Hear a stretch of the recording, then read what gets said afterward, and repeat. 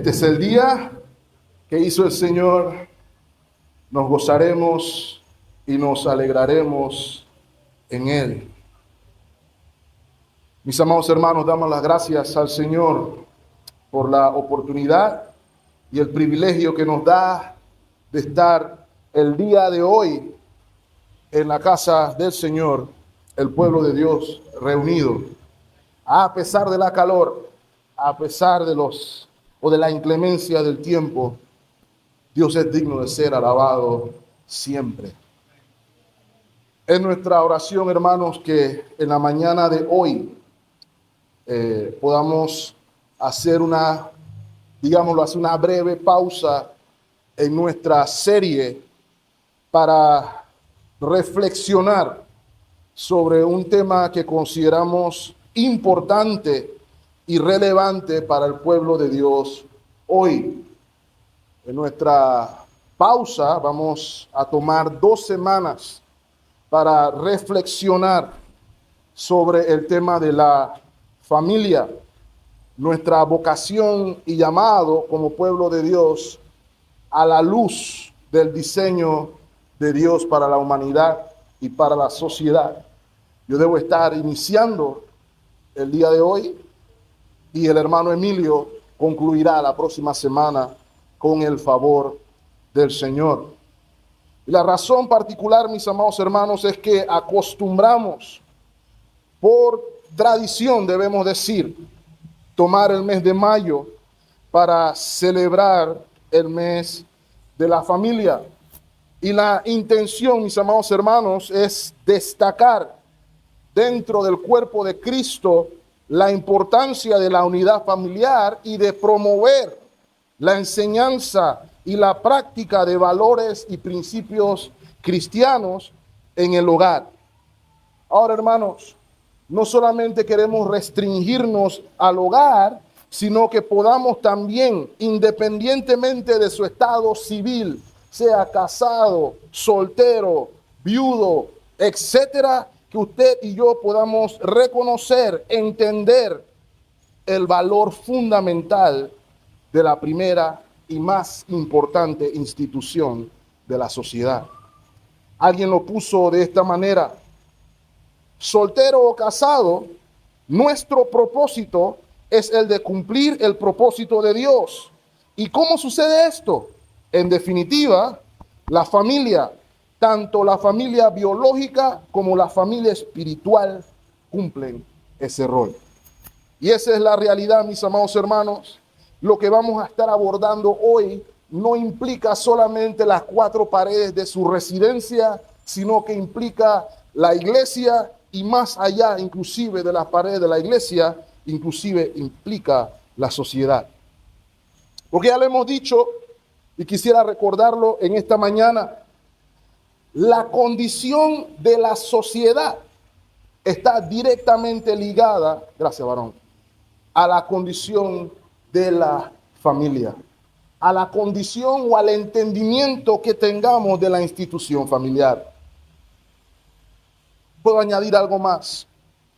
Todas las expresiones de vida de sociedad que vemos hoy, ya sea cultural, estatal, inclusive en el ámbito eclesiástico, encuentran su origen en la familia.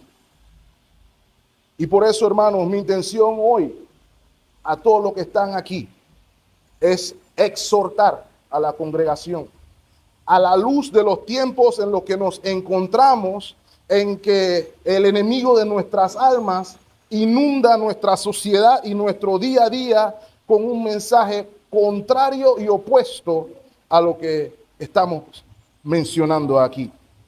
Y es por eso que el texto que leyeron esta mañana busca que nos enfoquemos en la misma declaración de fe que hizo Josué en su momento, la cual debería ser la misma declaración nuestra el día de hoy.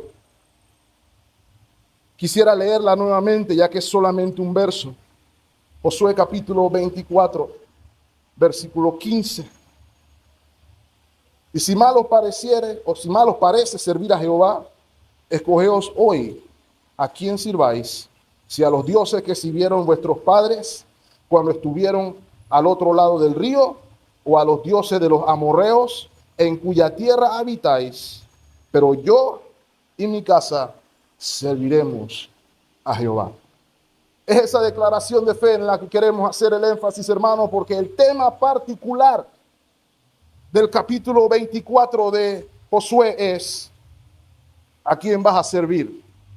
Escoge a quién vas a servir. Y mis amados hermanos, titulamos el mensaje de esta mañana en esa misma línea: una determinación importante. Una determinación importante. Quisiera tocar o expresar 3 puntos con referencia a este tema. Quisiera que analicemos la fuente de la determinación. Quisiera que observemos los enemigos de la determinación en segunda instancia, y finalmente la expresión de la determinación. La expresión de la determinación. Sin más preámbulos, mis amados hermanos, y con la ayuda del Señor, quisiéramos que viéramos la fuente de la determinación. Y la fuente de la determinación, mis amados hermanos, la vamos a notar sin tapujos en la gracia de Dios. Las palabras que vemos dar a Josué aquí son una de un cúmulo de palabras registradas en un mensaje de despedida que está registrado en el capítulo 24 del libro de Josué. Jueces no, el libro de Josué. Ahora, es importante que ustedes y yo veamos el contexto de estas palabras de despedida. Primeramente, se dan en la región de Siquem. Es lo primero que quiero que noten, y eso se vería en el versículo 1. La congregación estaba reunida en Siquem delante de Dios. Y es interesante porque el versículo 1 del capítulo 24 no nos dice estaban reunidos delante de Josué, sino que Josué reunió al pueblo delante de Dios. Se reunió a la comunidad del pacto delante de Dios. Las palabras y determinación que vamos a estar observando en esta mañana son dadas al pueblo del pacto, al pueblo de Dios. No están referidas a los amorreos, ni a los feneceos, ni a todo este combo que hemos mencionado con anterioridad, sino que están dirigidas al pueblo del pacto, al pueblo de Dios. Y es un recordatorio, mis amados hermanos, a ustedes y a mí, al pueblo de Dios en el nuevo pacto, los que nos reunimos regularmente el día del Señor para escuchar la voz del Señor y la convocación del Señor. Ustedes no están reunidos para verme a mí. Ustedes no están reunidos para ver al hermano Ricardo. Ustedes no están reunidos aquí para escuchar a las hermanas cantar, sino que estamos reunidos como pueblo de Dios, delante de Dios, para escuchar a Dios. Y las palabras de Dios son aplicables a todas las áreas de la vida del pueblo de Dios. La congregación está delante de Dios. Y quisiera recordarles, hermanos, mientras meditamos en esto, que sus vidas y las mías están corandeo delante del rostro de Dios. Lo segundo a notar en este contexto, hermanos, es el lugar. La tierra de Siquem tiene un valor simbólico y significativo importante para el pueblo de Dios. Siquem era un lugar de pactos, era un lugar de promesas. De hecho, por allá en el capítulo 12 de Génesis, el Señor habla con Abraham y le dice: a tu descendencia daré esta tierra donde estás.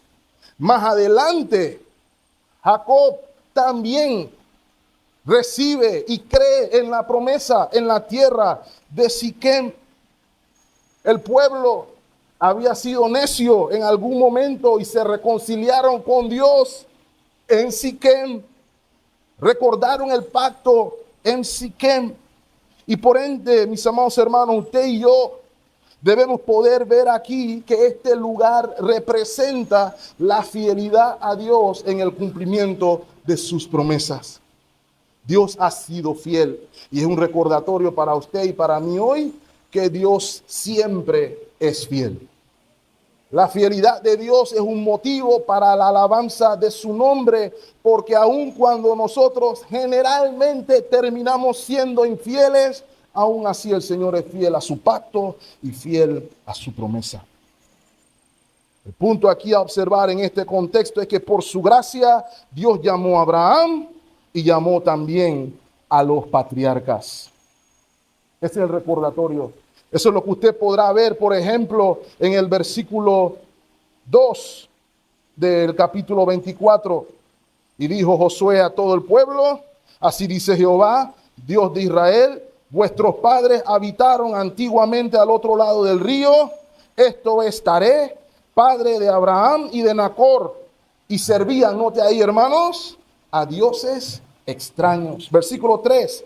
Y yo tomé, yo es Dios, no Josué, tomé a vuestro padre Abraham del otro lado del río y lo traje por toda la tierra de Canaán y aumenté su descendencia y le di a Isaac.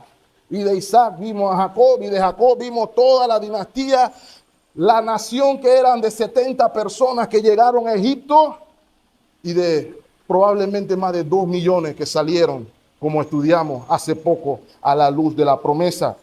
De hecho, Josué les recuerda precisamente eso mismo al pueblo de Dios a partir del versículo 5 al 7, cómo liberó al pueblo de la opresión en Egipto, de cómo los salvó con mano poderosa y los llevó y los sustentó en el desierto. Y todavía nosotros tenemos ese recuerdo fresco en nuestras cabezas.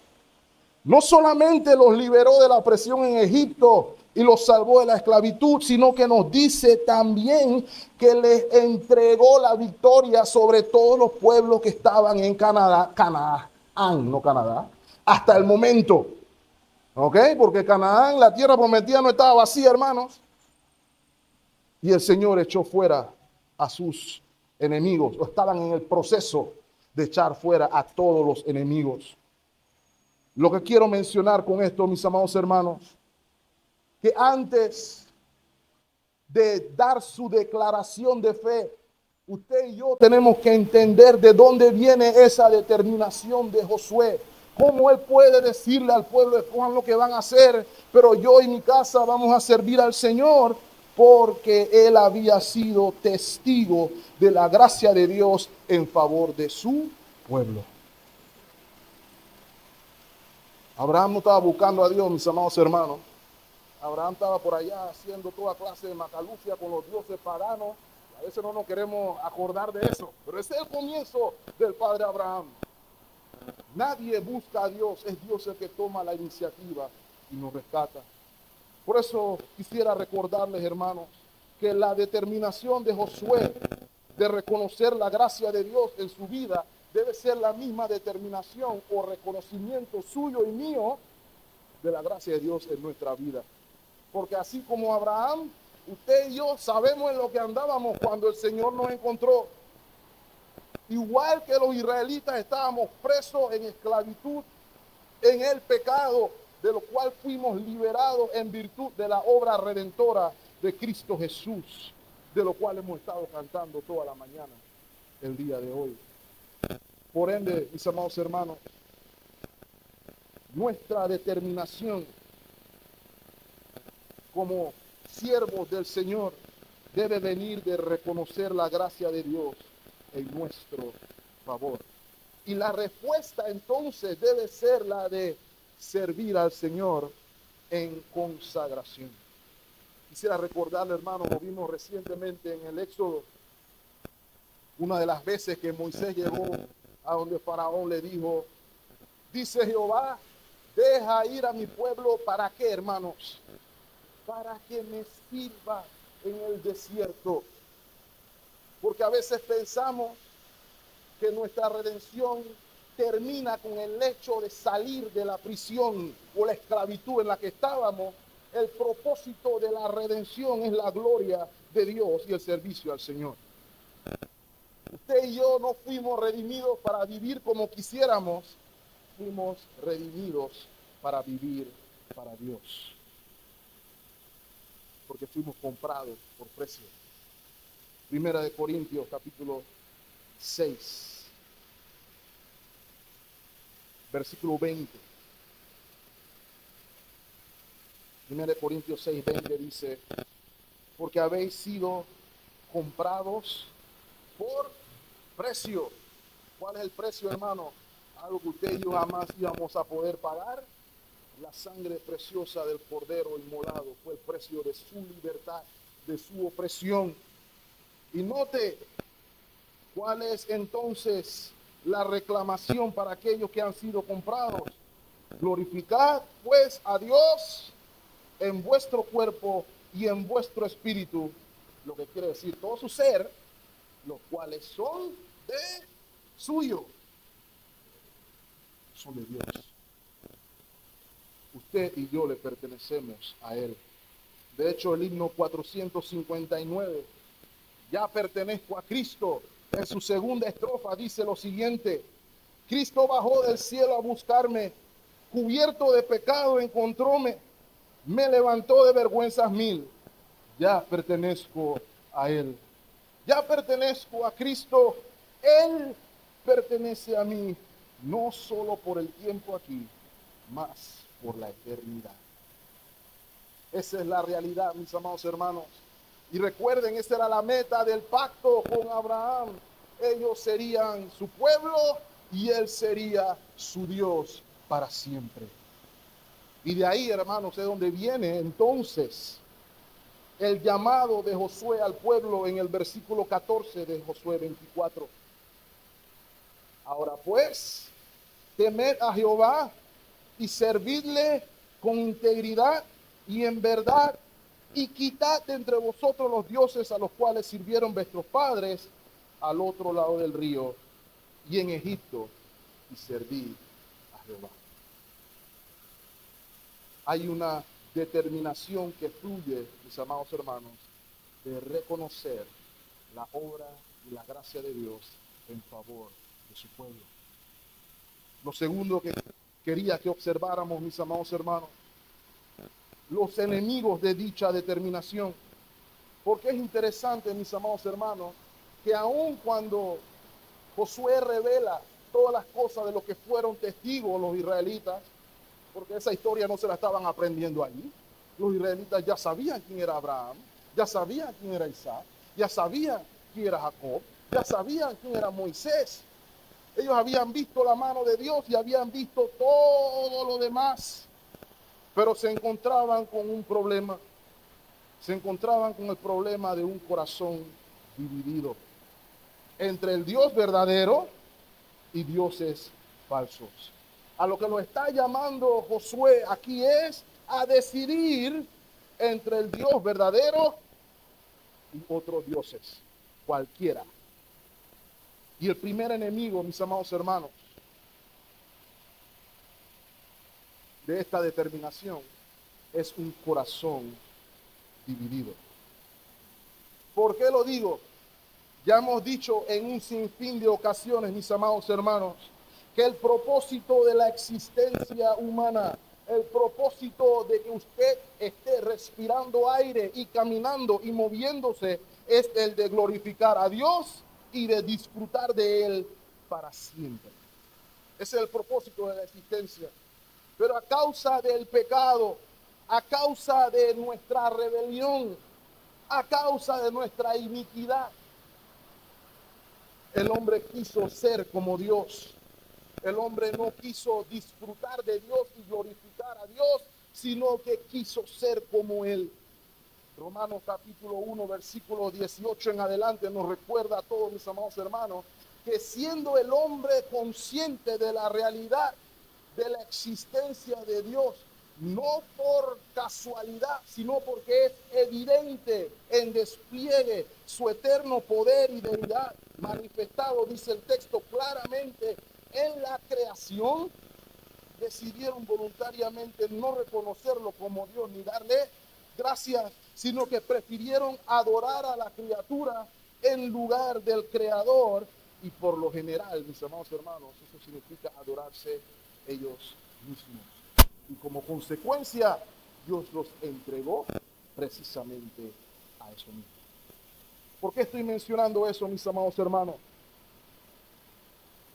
Porque habiendo ellos conocido al Dios verdadero, experimentado la gracia del Dios verdadero, todavía en su campamento había adoración a los dioses egipcios, había adoración de los dioses de los amorreos, de todas las naciones que andaban en esa época. Y tal como ellos, nosotros podemos encontrarnos hoy con corazones divididos, en lugar de buscar la gloria de Dios y regocijarnos en Él, queremos nuestra propia gloria. Note, hermanos, vivimos en una sociedad que es ególatra y narcisista. ¿Qué quiero decir con ególatra y narcisista? Que se adora a sí mismo y que está enamorada de ellos mismos, donde yo soy lo más importante, segundo yo, tercero yo, cuarto yo y como he dicho, quinto los que están de acuerdo conmigo. Porque yo soy lo más importante y soy lo primero. Acompáñenme, por ejemplo, a 2 de Timoteo capítulo 3, versículo 2, que nos describe algo de la sociedad en los últimos días, en los cuales estamos. 2 de Timoteo 3, 2. Porque habrá hombres amadores del prójimo, dice su versión, hermano. Amadores de sí mismos, avaros, vanagloriosos, soberbios, blasfemos, desobedientes a los padres, ingratos, impíos. Todo esto va ligado con la egolatría, hermanos. Sin afecto natural, implacables, calumniadores, intemperantes, crueles, aborrecedores de lo bueno. 4, traidores, impetuosos, infatuados, amadores de los deleites más que de Dios. Y hermanos, el enemigo más grande que tiene la familia, promovido por Satanás y sus huestes, es el amor por mí mismo. Es la egolatría, es contrario al diseño de Dios. Nuestra sociedad promueve, en vez del amor sacrificial, hombres amadores de sí mismos. Permítame ponerles un ejemplo. En Estados Unidos hay una nueva corriente que se llaman los DINKs, D de dedo, INKS. Sus siglas en inglés para decir Double Income, No Kids. Quiere decir doble ingreso, no niños. Son personas que se casaron y decidieron lo que vamos a hacer con nuestros 2 salarios es no tener hijos, nada más porque no, y vamos a vivir la vida. Y usted lo ve en TikTok y en YouTube poniendo, hoy fui al Price Mart y como no tengo que comprarle nada a los chiquillos, yo me compré todas las burundangas para mí. Yo puedo viajar, yo puedo hacer, yo puedo ir. Yo. ¿Ok? Pero hay 2 cosas con ese entendimiento, hermanos. El primero y menos grave es porque es un engaño. ¿Ok? Mi papá tuvo 4 hijos y yo vi a mi papá comer lo que le dio la gana, ir donde le dio la gana, hacer lo que le dio la gana, sin ningún impedimento. Nosotros no lo fuimos. Yo tengo 2 hijos y hasta el sol de hoy yo puedo comer lo que yo quiero. Yo puedo técnicamente ir a donde yo quiero y mis hijos no son impedimento para eso. Pero noten, hermanos, cuál es el punto. El problema es que ellos ven, contrario al diseño divino, la paternidad o la maternidad como un estorbo. ¿Para qué? Para vivir para mí mismo. Y ahí está lo grave, mis amados hermanos. Ahí está lo terrible. Porque en ese deseo niegan la vocación del mandato cultural. ¿Cuál es el mandato cultural, mis amados hermanos? Reflejar la imagen de Dios en la tierra. Ser fructíferos, multiplicados, llenar la tierra, sojuzgarla. Proclamemos la gloria de Cristo. Hermano, ese mandamiento no se ha eliminado. Ese sigue siendo la vocación de la criatura porque vivimos para la gloria de Dios. Pero los que son amadores de sí mismos quieren su propia gloria en lugar de la gloria de Dios. Y tendrán su recompensa, hermano. Ya tienen su recompensa. Cuando estén delante del Rey de Reyes y Señor de Señores y le digan, da reporte de tu mayordomía. Y ellos van a decir, bueno, Señor, yo fui para las Bahamas, yo fui para aquí, yo fui para allá, yo comí esto, yo comí lo otro, yo vi esto, y desperdicié mi vida viendo televisión todo el día, vi todas las series de todo lo que quise ver, y aquí estoy, Señor. ¿Dónde está la habitación al cielo? Y el Señor responderá, estoy parafraseando, hermano, apartados de mí, hacedores de maldad, nunca os conocí. Porque saben que, hermano, el Señor nunca fue Señor de esa vida. Ellos fueron los señores de su propia vida.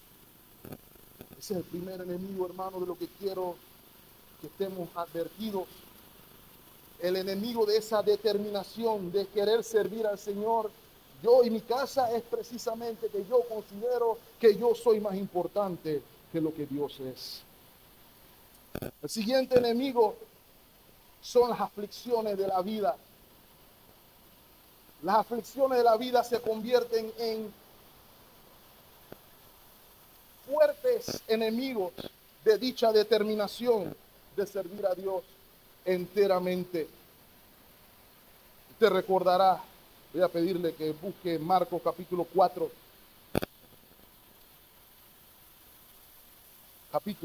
versículo 16, donde el Señor está explicando la parábola del sembrador y está explicando precisamente la porción de aquellos que fueron sembrados entre pedregales.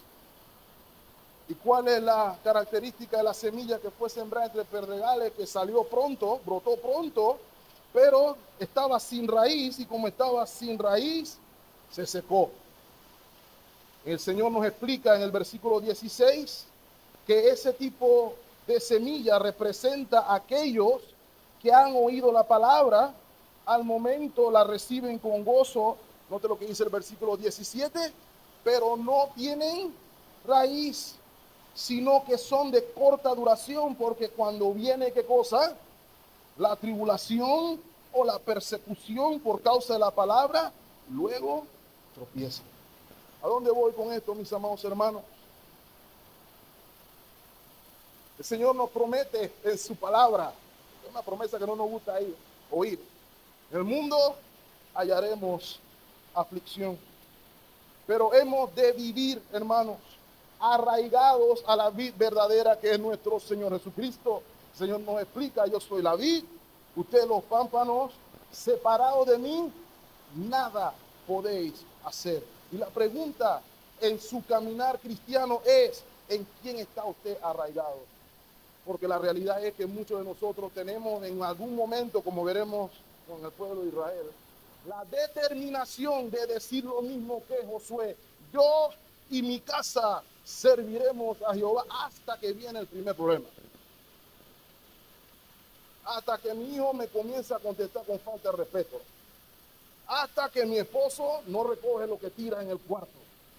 Hasta que mi esposa me anda gritando. Entonces encontramos en el día a día de nuestra lucha con el pecado nuestro y el de nuestros cercanos la decepción y muchas veces la gana de no seguir, de no perseverar. se acaba la determinación. Mis amados hermanos, la promesa del Señor nunca fue que no íbamos a tener problemas, pero Él prometió que estando en Él, todo es posible. Las familias, tanto la biológica como la espiritual, porque eso es lo que somos, una familia en Cristo, está llena de pecadores redimidos en algunos casos y en otros ni siquiera hay pecadores redimidos. Pero es en la confianza en el Señor en que nuestra determinación llega a dar fruto. Es en la fuerza que el Señor da. Mi exhortación, hermano, es que podamos entender que las aflicciones y el sufrimiento son reales. Son evidencia de que estamos en un mundo caído y que en lugar de buscar eludirlos, lo que deberíamos hacer es abrazarlos en la búsqueda de una intimidad mayor con Dios. Nuestros hijos están dando problemas en la casa. Acerquémonos al Señor en oración. Doblemos rodillas por nuestros hijos en nuestro hogar. Nuestros cónyuges nos están haciendo sentir en una situación complicada, dice la Escritura. Que presentemos nuestras ansiedades delante del Señor. Y Él tendrá cuidado de nosotros.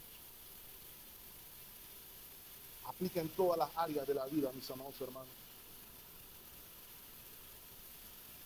Cristo no prometió ausencia de aflicción, pero prometió estar contigo hasta el último día. Que sea Él nuestra raíz, que sea Él nuestro sostén. Hay un tercer enemigo que está ligado con el de la aflicción, el enemigo de la incredulidad. ¿Por qué, hermanos? Porque a veces podemos encontrarnos en dificultades. Todas las dificultades que el pueblo de Dios vivió trajo murmuración. Lo podemos recordar desde los días en Mara, ¿cierto? No hay agua, el agua está armado. ¿Por qué? Está amarga, perdón. ¿Por qué el Señor nos sacó para tener que morir de sed aquí? Estoy aburrido de comer lo mismo todos los días. ¿Por qué me trajeron a comer lo mismo todos los días? ¿Por qué las cosas tienen que ser así? Señor, ¿por qué las cosas no me salen como yo quiero siempre? Y entonces caemos en incredulidad. Y caemos entonces en duda. Hermano, eso fue lo que pasó con el pueblo de Israel. Todo el viaje, y así como lo hacen ellos, hermano, porque podemos pararnos a decir que boletos son, pero esa es nuestra actitud también, actitud de incredulidad. Pero quiero recordarles, hermanos, para afianzarlos en su determinación, es a lo que quiero exhortarlos hoy. Que me acompañen al Salmo 34, versículo 19.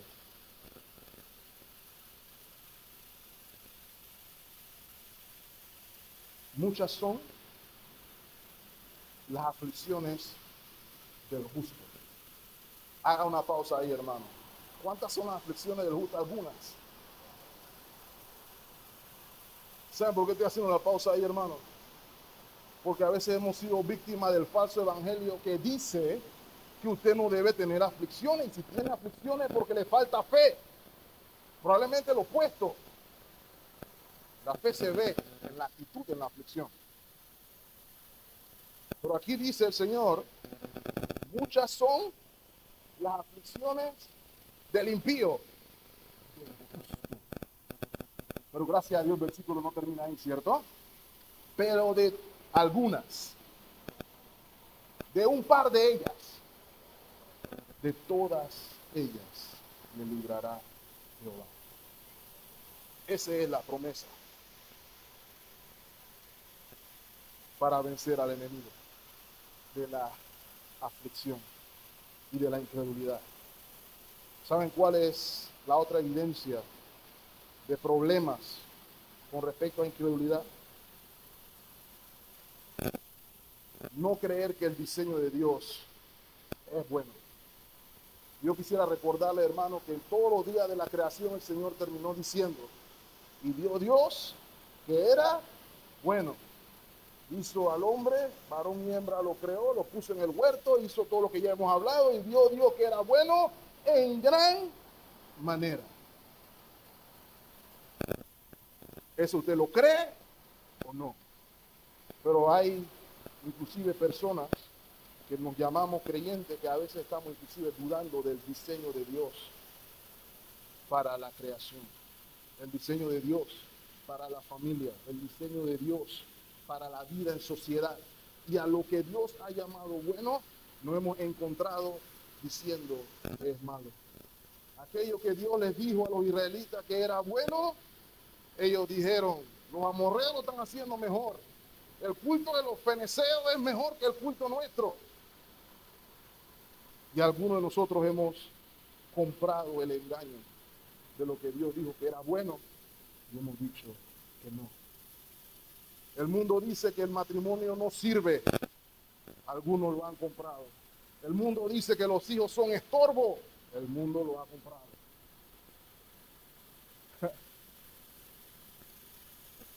O era bueno o era malo. ¿Sabe quién decide si es bueno o malo? Aquel que lo diseñó, aquel que lo creó, aquel que sabe el propósito. Y él dijo que era bueno. Es nuestra responsabilidad entonces creer el diseño. ¿Por qué lo digo, hermano? Porque puede ser que usted y yo nos encontremos en circunstancias en que las cosas no nos han salido como planeamos, en que hemos tenido un problema, mi matrimonio no salió como yo quise, o mi hijo no salió como yo lo planeé, mi hijo no es cuadro de honor ni sin malanda, o lo que sea, el diseño sigue siendo bueno para tu matrimonio, para tu hijo. Le digo más, para los hijos de sus hijos, para sus nietos, sus sobrinos, los hijos de los hermanos de la iglesia, para todos el diseño sigue siendo bueno.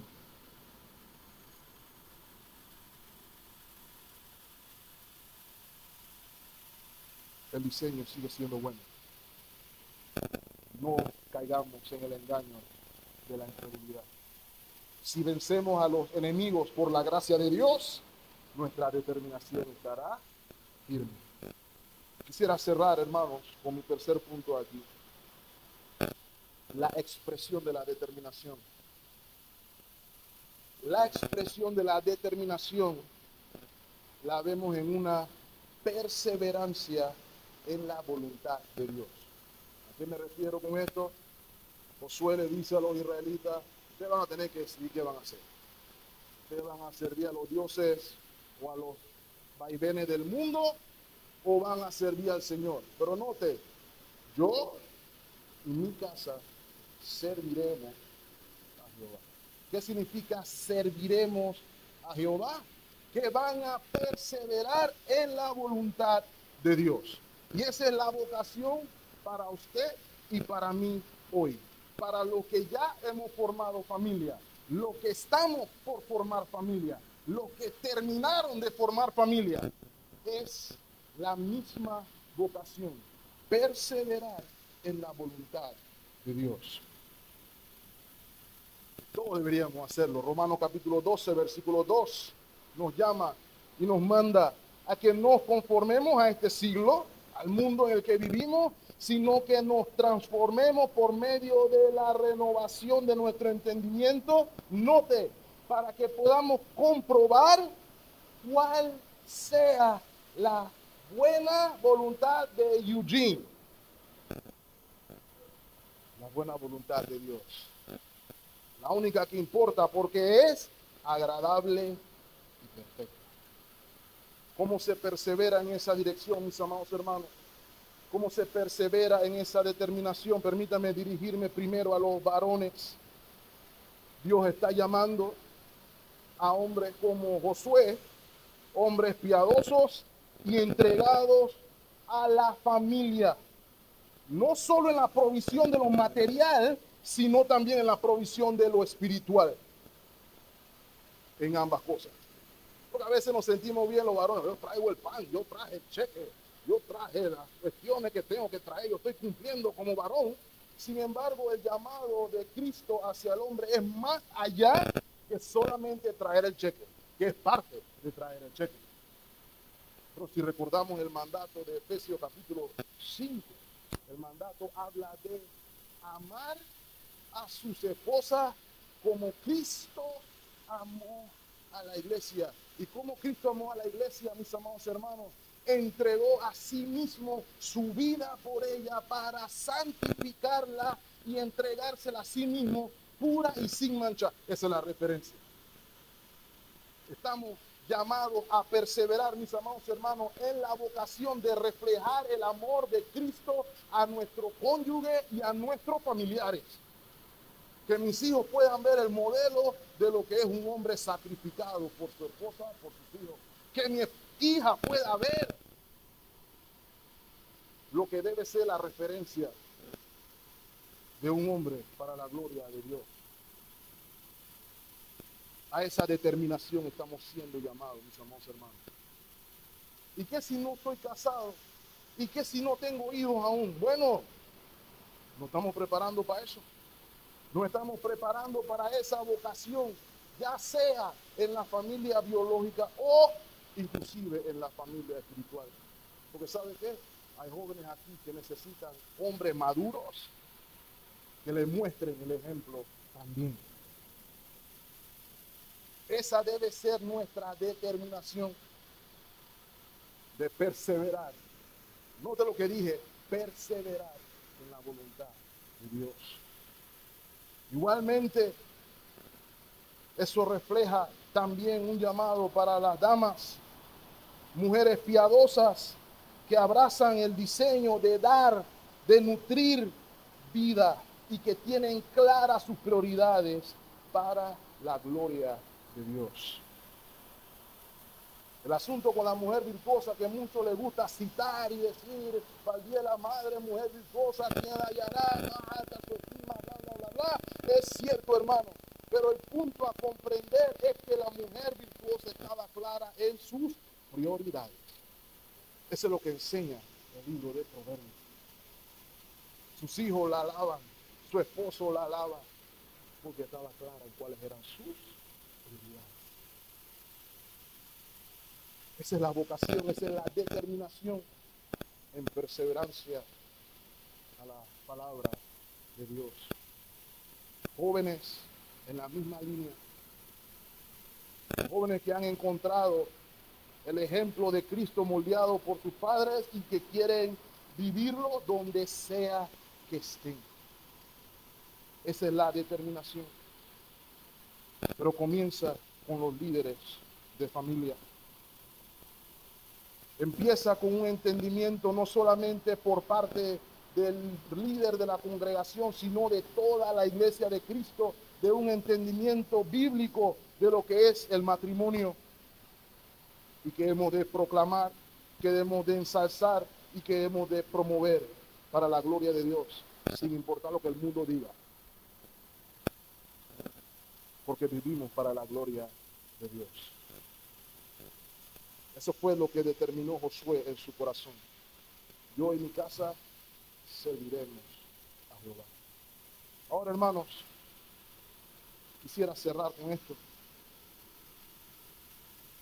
Quisiera advertir, hermanos, que cometeríamos un grave error si consideramos que todo esto que yo mencioné es posible en nuestra propia fuerza.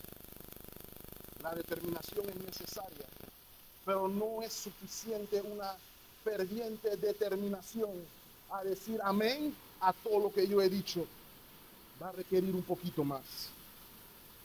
Acompáñenme a Josué, capítulo 24, versículo 19. Porque después que él tomó su determinación, él le dice al pueblo lo siguiente. 24, 19. Entonces Josué dijo al pueblo, no podréis servir a Jehová, porque Él es Dios santo y Dios celoso. No sufrirá vuestras rebeliones y vuestros pecados. Ahora usted podría pensar que le pasó a Josué. está bravo, ¿por qué está actuando tan negativamente? Él debería ser un poquito más optimista. Pero hermano, pensémoslo bien, Josué está hablando aquí en manera profética, está revelando una realidad que gracias a Dios en Cristo para nosotros es mejor. Pero quiera que entiendan algo, miren lo que responde el pueblo en el versículo 22. No, perdón, el versículo 21. El pueblo dice que sí, que ellos sí van a cumplir. ¿Qué estás hablando, Josué? Nosotros vamos a obedecer al Señor hasta el último día. Me recuerda a Pedro cuando decía, Señor, tú me vas a negar 3 veces. Señor, negarte yo a ti jamás, prefiero morir. Bueno, así mismo a veces salimos nosotros. ¿Okay? La respuesta es la correcta, suena bonito, pero el Señor le dijo, Pedro, antes de que el gallo cante, me va a haber negado 3, no una, no 2, 3 veces. Y el pueblo respondió a sí mismo, vamos para allá, amén a todo lo que tú dijiste ahí, Josué. Versículo 22, que es lo que quiero llamar tu atención. Y Josué respondió al pueblo, vosotros sois testigos contra vosotros mismos de que habéis elegido a Jehová para servirle. Y ellos respondieron, testigos somos.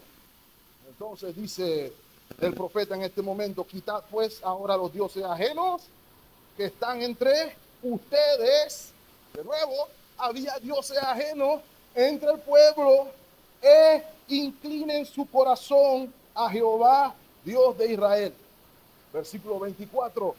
Y el pueblo respondió a Josué, a Jehová nuestro Dios serviremos y a su voz obedeceremos. ¿Qué? Hermanos, respondieron correctamente. Si era un examen, ganaban 100 todos. Esa era la respuesta correcta. Eso es lo que se debe esperar en respuesta a la palabra de Dios. A ti te vamos a obedecer, Señor. ¿No saben cuál fue el problema? Que yo no sabemos la historia. Después de eso se muere Josué y entramos al libro de Jueces. Ya nosotros predicamos por todos Jueces, y si hay algo que vimos, hermano, fue el ciclo decadente de moral espiritual que tuvo el pueblo que había hecho esta promesa. Porque esta promesa no se puede hacer en la fuerza de ningún hombre. Pero nunca olvide algo, hermano, Josué cumplió su trabajo. Josué le dijeron, lleva al pueblo a la tierra prometida, y él lo dejó en la tierra prometida. Le dio las instrucciones de qué tenían que hacer en la tierra prometida, y ellos sabían cómo tenían que vivir en la tierra prometida. Pero Josué se murió, así como se murió Moisés. Y todo el problema fue cuando se murió Josué. ¿Qué quiero decir con esto, hermano? La obra de Josué fue imperfecta, porque él no pudo resolver el problema del corazón del pueblo. Pero la obra de Josué nos apunta a alguien que se llamaba similar. Nos apunta a la obra de nuestro Señor Jesucristo, que sí fue perfecta. Y nuestro Señor Jesucristo, mis amados hermanos, fue un mediador de un mejor pacto. No como el pacto del que eran partícipes las personas que hemos descrito aquí, sino uno mejor, en el que el Señor agarraría un corazón de piedra duro y lo iba a convertir en un corazón de carne, blando para la palabra de Dios, blando para la voluntad del Señor. Y ahí está la clave, hermanos. Depositar nuestra confianza en la obra de nuestro Señor Jesucristo. Un corazón que no ve los mandatos de Dios como una carga, sino que lo ven como una bendición. Miren lo que dice Proverbios capítulo 30, versículo 5. Toda palabra de Dios es limpia. Él es escudo a los que en Él esperan. La obra de Dios en nuestros corazones nos muestra el valor profundo, el valor incomparable de la palabra de Dios por encima de todo aquello que el mundo, Satanás, nuestra propia carne, dispara en contra de aquello que Dios dijo que era bueno. Lámpara es a mis pies tu palabra, lumbrera a mi camino. en virtud de lo que Dios ha hecho en nuestros corazones, mis amados hermanos. Tenemos a Dios mismo morando en nuestros corazones, llevándolo de la mano no solamente a la tierra prometida, sino que viviendo con nosotros en nuestros corazones y guiándonos a toda verdad, capacitándonos con el poder del Espíritu Santo para ser más que vencedores. Por ende, la determinación de vivir nuestras vidas al servicio del Señor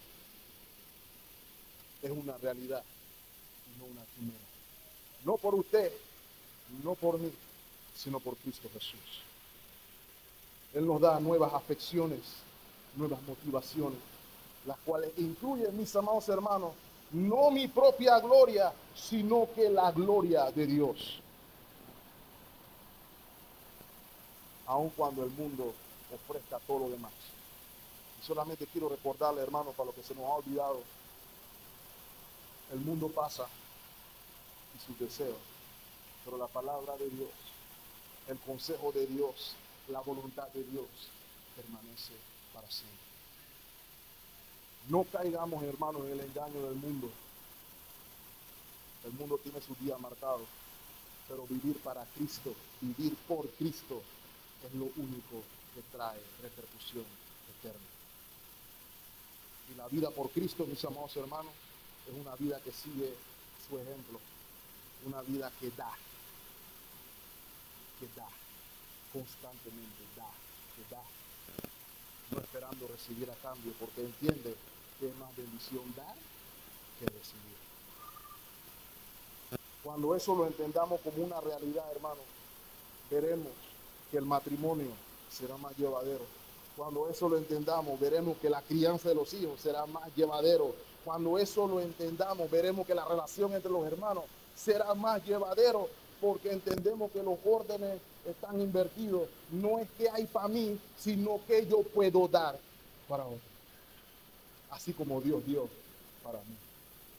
Esa es la diferencia.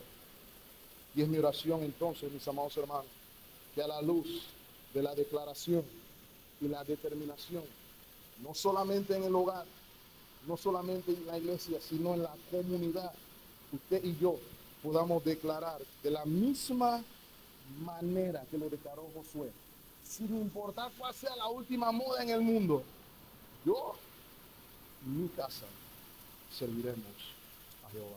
Dios nos bendiga ricamente, hermanos. Estemos orando. Amado Señor, gracias por el testimonio que nos has mostrado en tu palabra. Amado Señor, queremos presentarnos delante de ti con la misma determinación. No queremos decirlo de boca para afuera. Queremos, Señor, que tú lo hagas una realidad en nuestros corazones. Enséñanos a vivir por ti y para ti. Que podamos reconocer que lo que importa verdaderamente es Cristo. Vivir por y para Cristo. Que podamos reflejar esta realidad primeramente en nuestros hogares, Señor. Oramos de manera especial por las familias representadas en nuestra iglesia y las potenciales familias en nuestra iglesia. Oramos, Señor, por los varones de nuestra congregación. Cada uno de ellos, Señor, tú los conoces por nombre, por apellido. Tú los redimiste, tú los salvaste por la sangre del Cordero, y te rogamos, Señor, que tú obres en sus corazones, en su santificación, en su crecimiento, en su búsqueda de ser como Cristo, en sus hogares, en su congregación y en su comunidad. Igualmente oramos, Señor, por nuestras hermanas, las que tú también has cubierto por la sangre del Cordero. Algunas madres de familia, algunas tías, algunas abuelas, pero todas conscientes de la vocación de dar vida, de nutrir, de criar, tanto física como espiritualmente. Te pedimos, Señor, que tú las llenes de tu gracia y de tu poder en su espíritu para hacer lo que tú las has llamado a hacer. Que nos podamos complementar en nuestra vocación para que podamos servirte para tu gloria. Señor, entendemos nuestra carne, Satanás y el mundo nos tientan a pensar que tu diseño, Señor, no es suficiente, que el sacrificio no es válido, no vale la pena, no es justo. Pero ayúdanos a recordar, Señor, que tu sacrificio valió la pena, que tu sacrificio fue justo, que tú nos diste vida aun cuando no lo merecimos. Ayúdanos a proclamarlo en torno a dicha verdad. Oramos por los jóvenes de nuestra congregación, lo que potencialmente formarán familias, lo que potencialmente serán familiares, que ellos también puedan tener la misma determinación en su corazón de vivir por Cristo y para Cristo.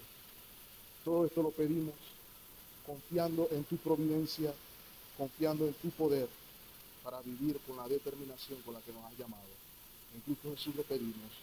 El pueblo de Dios dice.